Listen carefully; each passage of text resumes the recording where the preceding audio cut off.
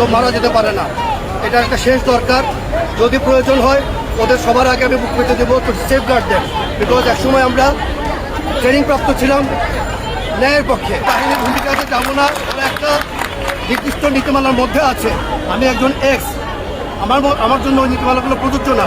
আমাকে এখনোর জন্য, দেশের জন্য, সার্বভৌমত্বের জন্য এখনও যদি কল করা হয়, I am ready to die, no problem.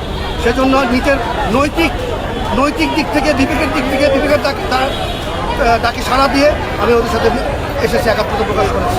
আমি এই ব্যাপারে বললাম তো, আমরা অনেক দেরি করে ফেলেছি। আমাদের মতো আরও অনেকের যারা আছে তাদের মাঠে নামা উচিত। আপনারা সবাই মাঠে নামুন, আমাদের ছাত্রদের পাশে, আমাদের সন্তানদের পাশে দাঁড়ান। অবসরপ্রাপ্ত লেফটেন্যান্ট ইফতেখার, আমি আমার নৈতিক দায়িত্ব থেকে এসেছি। একজন এক্স আর্মি অফিসার হিসেবে আমার কাছে মনে হয়েছে যেটা হচ্ছে সেটা অন্যায় হচ্ছে। সেই কারণে যদি আমি নিজে একা পারি এদিকে সেফগার্ড করার জন্য সবার আগে আমি দাঁড়াবো।